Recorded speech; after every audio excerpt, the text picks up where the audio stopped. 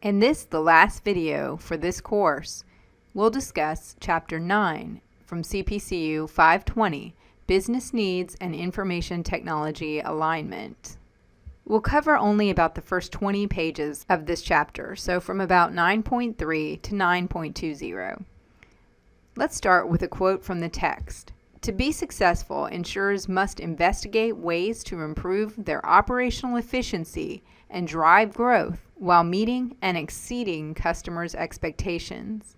For any industry today, technology is critical to success in the modern economy. But for an industry like insurance that is highly dependent on data and communication, technology is a must, and the rapidly changing availability of technology and technology applications makes this one of the most competitive times in our industry ever. So let's first talk about the importance of information technology to an insurer. But before I move on, realize that no matter what type of business you are in the insurance industry, whether you're an insurance carrier, a third-party administrator, a broker, a claims adjusting firm, no matter what type of company you are, technology is extremely important, more so now than ever before. First, because it helps to gain a competitive advantage.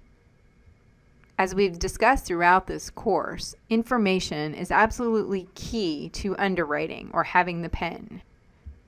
In the modern insurance environment, insurer differentiation hinges on intelligence, customer relationships, and speed. We discussed much of this in Chapter 3 on marketing. Business and IT professionals should collaborate to exploit predictive analytics that can develop intelligence using database information such as consumer behaviors and preferences, the markets the insurer serves or might consider, and the risks and opportunities the insurer might encounter. Insurance professionals that are expert in the business of insurance must work very closely with IT professionals who understand insurance and can communicate back to the experts in the business. They must be able to communicate like never before. We'll use the term database throughout this discussion. It's a collection of information stored in discrete units for ease of retrieval, manipulation, combination, or other computer processing. Companies who do not combine business intelligence with web-enabled capabilities and use social media and innovation to craft marketing programs and to explore new distribution channels, as well as developing these new products and services to entice consumers and boost retention and loyalty, will not succeed in this business. The term business intelligence can be defined as the skills, technologies, applications, and practices used to improve decision-making insights and reinforce information integrity. A company or broker that has solid business intelligence can make decisions faster and more efficiently than other companies. One of the areas that most millennials understand better than any is apps creation. Business intelligence can be used for effective and efficient applications, and insurance companies and brokers that use these effectively will be more successful than others. Additionally, business intelligence can provide improved claims handling, where things like satellite imagery and better, faster, and more accurate data sharing and communication can make claims handling faster and more efficient and more accurate in the long run. Business intelligence can also be used for niche marketing. Why waste your time marketing to a broader audience when you can target your marketing strategies? Information technology can also be used to optimize operations and resources to increase operational efficiency. How?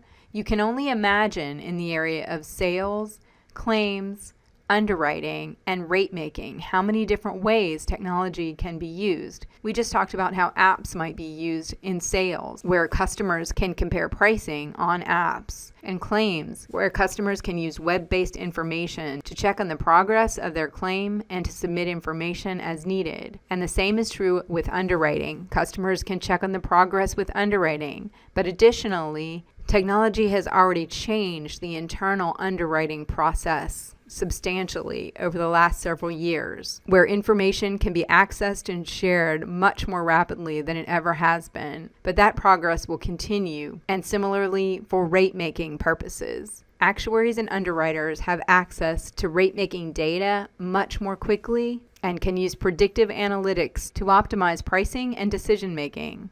But as an insurance carrier, broker, or third-party administrator, you better make sure that whatever you promise with respect to technology will, number one, work. If you promise a certain technology, such as a risk management information system, to a client, you must make sure that it can be adapted and can work with your client's own technology.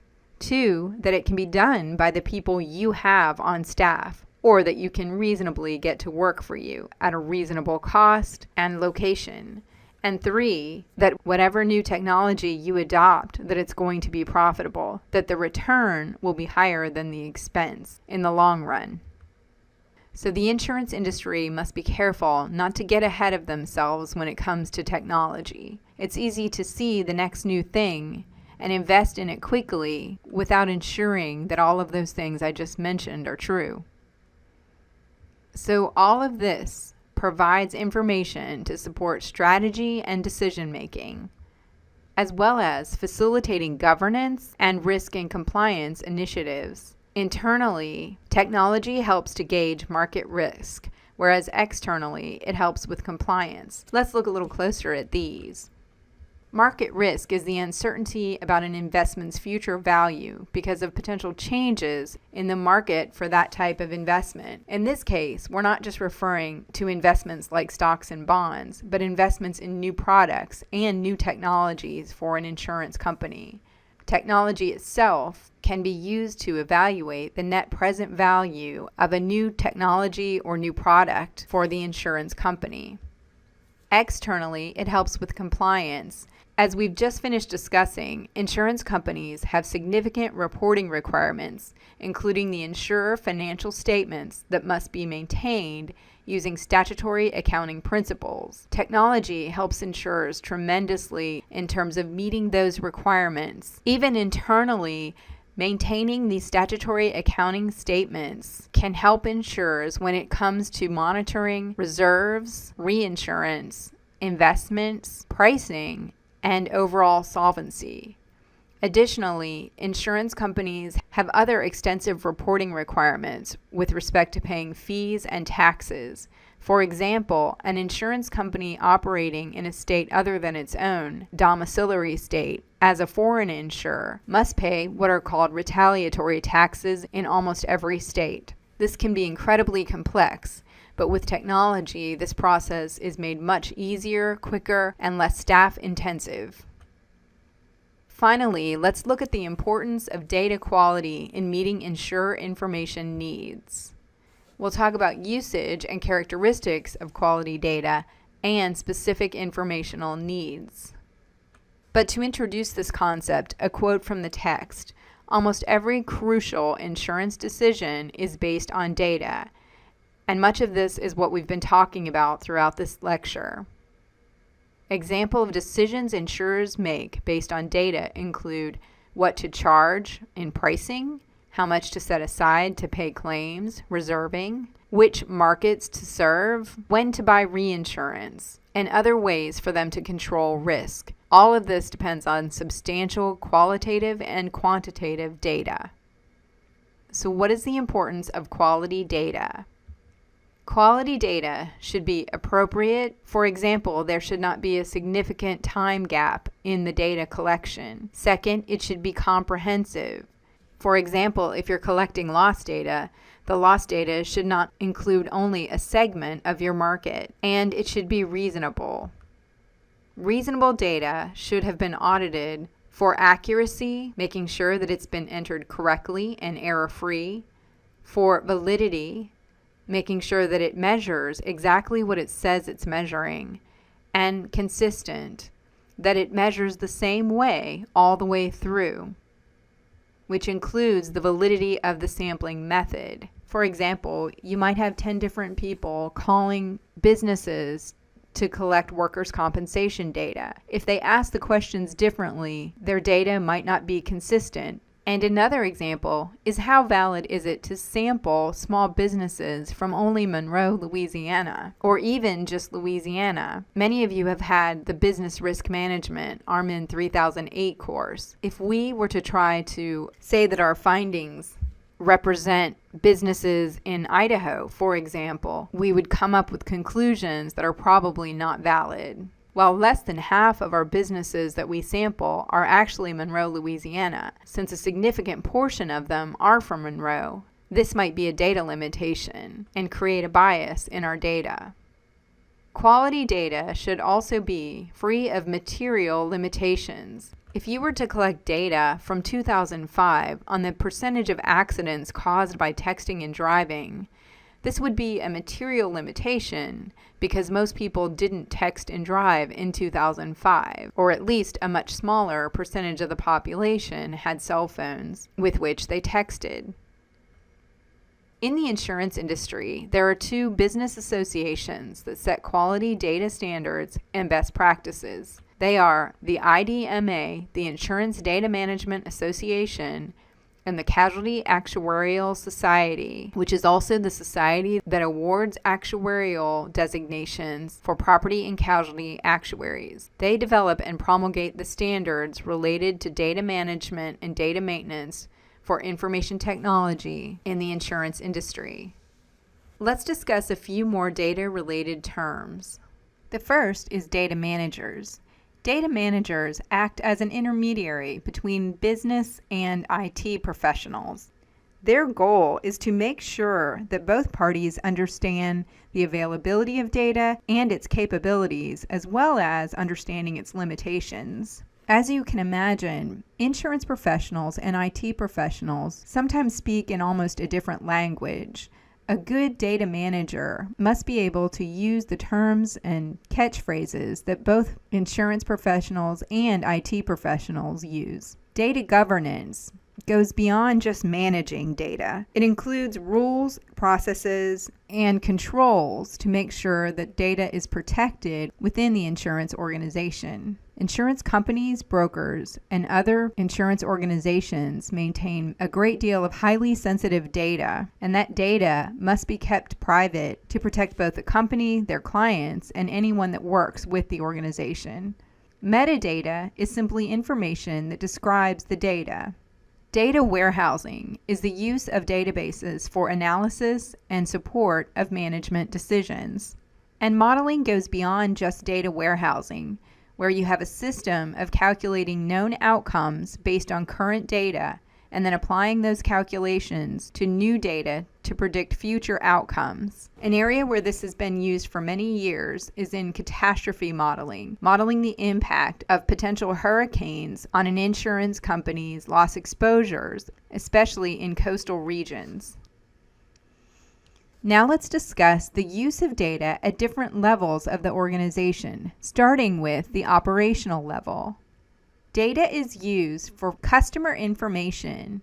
This drives sales and customer services. An insurance organization needs contact information, demographics, psychographics, and insurance information. Psychographics aren't mentioned in the text, but they tell us more than just demographics about a prospective or existing client's buying interests. Psychographics tells us more about what motivates them to make certain purchases, such as sports cars and possibly life insurance to protect their family. Next, data contains underwriting information.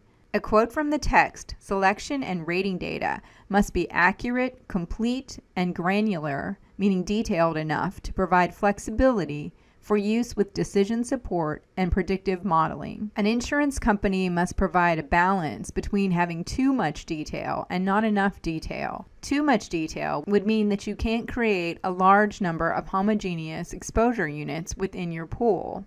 So a good underwriting model will contain information that is most reflective of the riskiness of each insured, but will leave out aspects of the insured exposure which do not serve to predict future loss.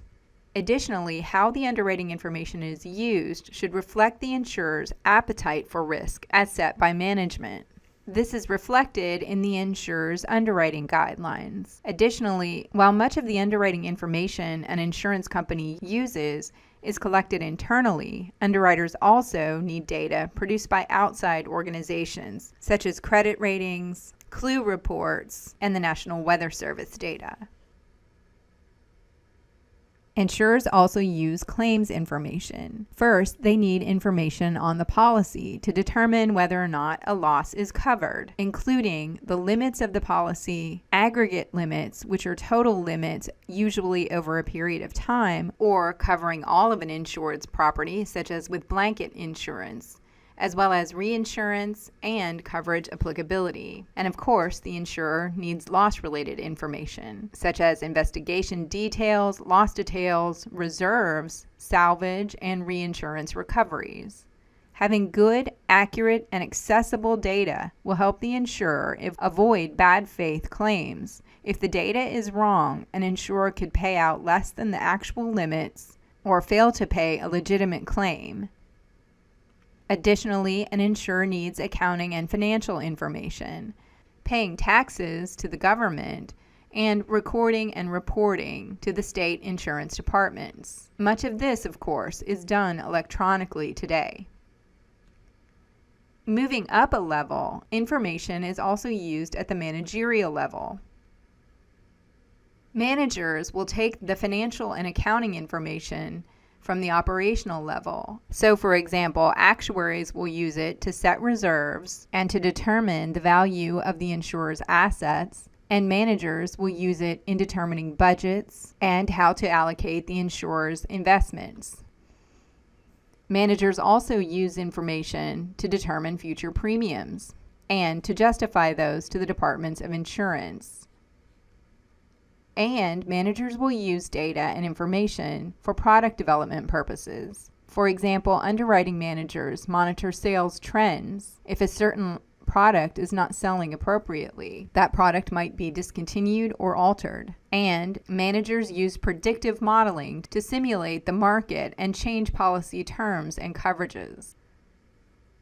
And of course, insurers use data for pricing. They must ensure that they set their policy rates at a level that is profitable, but can still be sold. Remember that to be profitable, an insurer must achieve a market advantage. In other words, an insurer that prices their product more expensive will lose market share to competitors. And for producer relations, to determine the volume and profitability provided by each producer. As we discussed earlier, many producers don't work directly for the insurance company. It's important for the company to monitor the performance of those producers that are selling insurance on their behalf and to make adjustments as needed.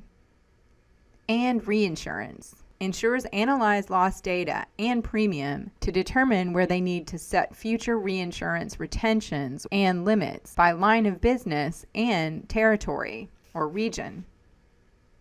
Last, insurers use information at the top level of management, the strategic level. They need extensive quality information resources and IT analytics to determine the insurer's future strategic path. Of course, they will need to obtain much of this information from the managerial level. And really, all three levels work together, collecting and analyzing information. But the strategic level will also tend to look outward and consider new opportunities in the marketplace and what their competitors are doing, as well as to consider all other aspects of the market, such as the global economy, changes in societal norms, and of course, changes in technology. So probably more than any other level, the top level of management, the strategic level, uses internal and external information. And by the way, brokers' executives use internal and external information as well in their determination of how to conduct their ongoing business, what lines of businesses, what territories they want to be in, and how to manage their employee workforce.